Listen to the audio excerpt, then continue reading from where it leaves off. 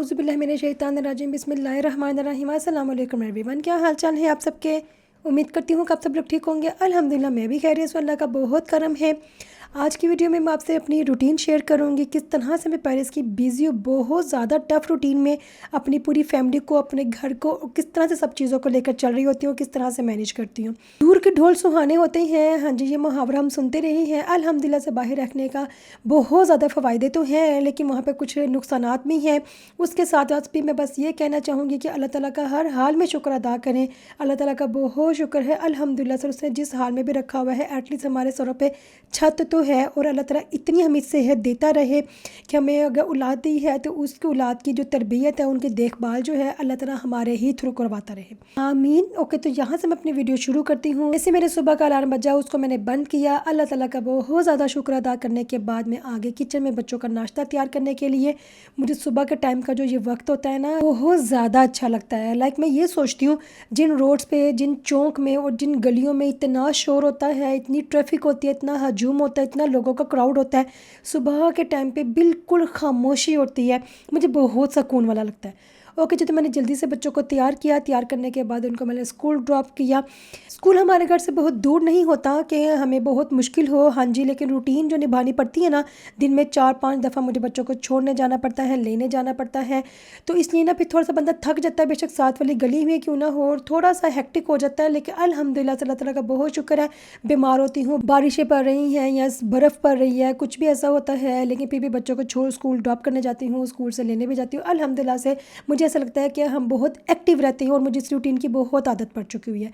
ATM से मुझे कोई काम था, क्योंकि मुझे आज डॉक्टर के पास भी जाना था। पिछले दिनों मैंने वीडियो अपलोड की थी जिसमें मैंने पूरी डिटेल में बताया था कि क्या चक्कर है। आज मेरी स्पेशलिस्ट की अपॉइंटमेंट थी, उसमें मैंने जाने के लिए कुछ मुझे पैसे निकलवाने थे, इसलिए फिर मैंने वो निकलवा दिया, क्योंकि कुछ डॉक्टर के पास ना कार्ड नहीं चलता, उसको कैश पेमेंट ही करनी पड़ती है। वैसे मैं कैश अपने पास बहुत कम रखती हूँ, लेकिन आज डॉक्टर की वजह से मुझे निकालने पड़े कुछ पैसे। वहाँ पे करने के बाद मैंने ना एक पार्सल भी ड्रॉप करना था, वो मैंने पार्सल ड्रॉप किया। ड्रॉप करने के बाद ये सामने वाली जो बिल्डिंग आपको नज़र आ रही है, ये मेरे घर की बिल्डिंग है। मैं चल पड़ी अपने घर की तरफ। मेरा जो घर है माशाअल्लाह से पेरिस के बीचों बीच है। पेरिस में रहना आसान काम नहीं है। एक तो पेरिस में रहने के बहुत ज़्यादा रूल्स एंड रेगुलेशंस होते हैं, दूसरा पेरिस बहुत ज़्यादा महंगा है। इससे ज़्यादातर लोग क्या करते हैं, पेरिस के साथ साथ जितने छोटे छोटे शहर होते हैं वहाँ पे जाके रह लेते हैं। ज़्यादातर पेरिस में वो लोग हैं कि फैमिली और जो घर है वो बाहर है, दूसरे शहर में है, खुद यहाँ पे अकेले रह रही हैं। यहाँ पे ज़्यादातर स्टूडेंट्स होते हैं, बहुत मुश्किल भी है, लेकिन अल्लाह का बहुत शुक्र है जब भी आपको कोई अपॉइंटमेंट होती है, क्योंकि यहाँ पे अगर आपने बाल भी कटवाने जाना है तो अपॉइंटमेंट लेकर ही जाना होता है।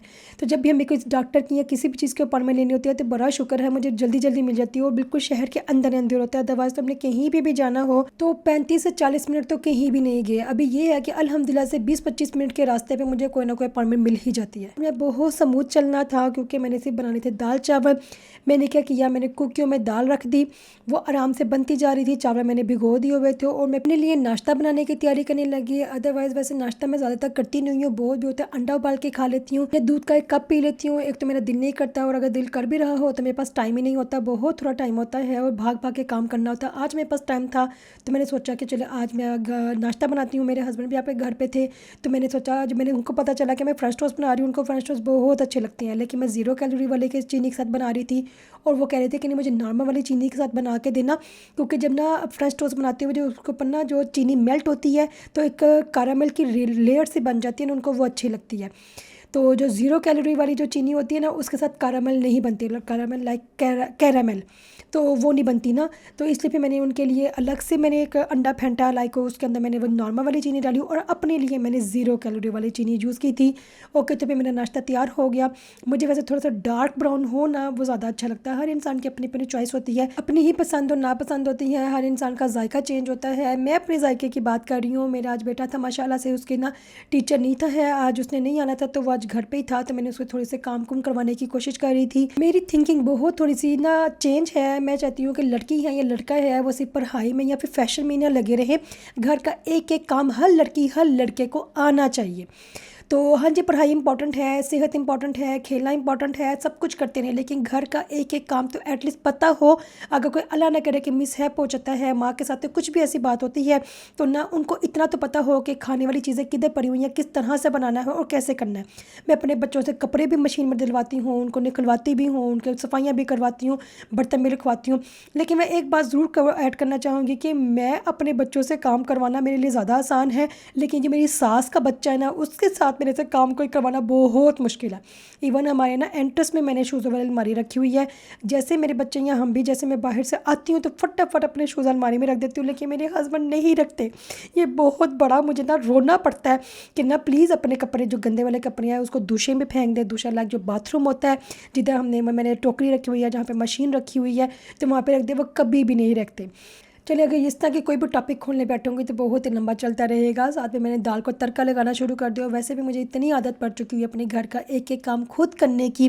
बेशक मैं बीमार हूँ, दिल चाह रहा है, नहीं चाह रहा, थक गई हूँ, कुछ भी है ना, लेकिन फिर भी मैंने अपने घर का सारा ही काम खुद करना। इवन जब कभी मैं पाकिस्तान जाती हूँ तो मेरी बहनें जो है ना मेरे लिए हेल्पर स्पेशल रखती है, मेरे बच्चों की देखभाल करने के लिए, या कि कपड़े इस्त्री कर दो या फिर खाना गर्म करके ला दो या कुछ भी ना। लेकिन आप यकीन करें, जब भी मैं वहाँ पर पाकिस्तान जाती हूँ मेरी बहनों के साथ झगड़ा हो जाता है इसी बात पर। वो कहते जब ये हेल्पर रखी तो हुई है तो हर काम तुम खुद क्यों कर रही हो? उसको कहाँ खाना गर्म करके दे दो, उसको कहाँ कपड़े इस्त्री कर दो, उसको बच्चों को नहला दे। मैं कहती हूँ शायद मुझे कहना आता ही नहीं है, मुझे नहीं पता किस तरह से ऑर्डर देना होता है, किस तरह से कहना होता है। मुझे अपने काम करने की इतनी आदत पड़ चुकी है, मुझे भी तसल्ली ही नहीं होती। मुझे नहीं पता ये अच्छी बात है, गलत बात है, या मैं कुछ थोड़ा ज़्यादा अजीब होती जा रही हूँ बाहर के मुल्कों में इस तरह से रह के। लेकिन मुझे ना अपना कोई भी काम किसी को कहना इतना गंदा लगता है, मेरी ज़ुबान मेरा साथ ही नहीं देती है कि हाँ जी फलाना ये कर दो तो फलाना वो कर दो, मुझे नहीं अच्छा लगता। वैसे भी मुझे लगता है जितनी देर में अगले बंदे को कहना है, उसको समझाना है, यहाँ से लेकर वहाँ पे रखना है, ऐसे करना है, उतनी देर में मैंने फटाफट कर कुर के वो काम को मार देना है। ओके, मेरे पास फिंगर फिश पड़ी हुई थी, फिश एंड चिप्स पड़ी हुई थी, मैं यहाँ पे रेडीमेड मिल जाती है, बहुत सस्ते दामों में मिल जाती हैं, इसलिए मैं मछली के साथ कोई बहुत ज़्यादा ना छेड़खानी करने की कोशिश नहीं करती, क्योंकि मुझे लगता है मछली का मीट जो है इतना को सॉफ्ट होता है, उसको किसी भी तरह के क्रम शर्म लगाने के चक्कर में टूट फूट जाती है। फिर भी मैं बनाती हूँ, फ्राई भी करती हूँ, लेकिन ज़्यादातर मैं ये ले आती हूँ, ओवन में रख देती हूँ, ऑटोमेटिकली पकता रहता है, तो मेरा काम चलता रहता है। मेरे बच्चे आगे स्कूल से, उनको मैंने जल्दी जल्दी खाना सर्व किया, माशाअल्लाह से उन्होंने थोड़ा बहुत जितना खाना था खाया। उनको मैंने फिर स्पॉट पर ड्रॉप करना था, स्पॉट पर मैंने उनको ड्रॉप किया। हमारे घर के पास ही है, हालांकि जब मैं पिछले साल जिस स्पॉट के लिए जाती थी वो बहुत दूर था। शुक्र अल्हम्दुलिल्लाह इस दफ़ा मैंने चुन के वो वाला स्पोर्ट्स सेंटर एक्सेप्ट किया था जो मेरे घर के पास हो, जिसमें मुझे मेट्रो शेट्रो का कोई चक्कर ना हो, मैं आराम से जाऊँ और आराम से वापस उनको छोड़ के आ जाया करूँ। आज मौसम बड़ा ही खूबसूरत था और सारी दुनिया बाहर निकल आई हुई थी। वैसे तो यहाँ पे सर्दी है, गर्मी है, बर्फ़ें हैं, बारिशें हैं, सख्त गर्मियाँ कुछ भी है ना, लोगों ने बाहर ज़रूर निकलना होता है। ओके, ये एक ना हमारे घर के बिल्कुल साथ वाले एक ना मार्केट है कार्फूर, का आपने शायद सुना होगा कार्फूर। तो ना वहाँ से ये मिस्टर बीस का ना चॉकलेट मिलता था। तो अभी ये कितने अरसे से ना मैं ढूंढती जा रही थी और ये शॉर्ट हो चुका हुआ था। मेरे बच्चों ने मुझे कब से कहा हुआ था कि मामा मिस्टर बीस का शोकोला खाना है, शोकोला लाइक चॉकलेट खानी है। तो मैं चलते फिरते जब भी गुजरती थी ना उसको मैं कहती थी प्लीज़ चॉकलेट आ गए, प्लीज़ चॉकलेट आ गए, कहते नहीं आई। तो आज बड़े ही हफ्तों के बाद ये चॉकलेट आई। मैं जब बच्चों को स्पोर्ट्स सेंटर ड्रॉप करने के बाद यहाँ से गुजरी तो मैंने उससे पूछा, कहता हाँ आ गया। लेकिन मेरे ही बार बार पूछने के चक्कर में मुझे लगता है उसने बड़ी ही महंगी कर दी थी। लेकिन खैर मैंने 2 ली।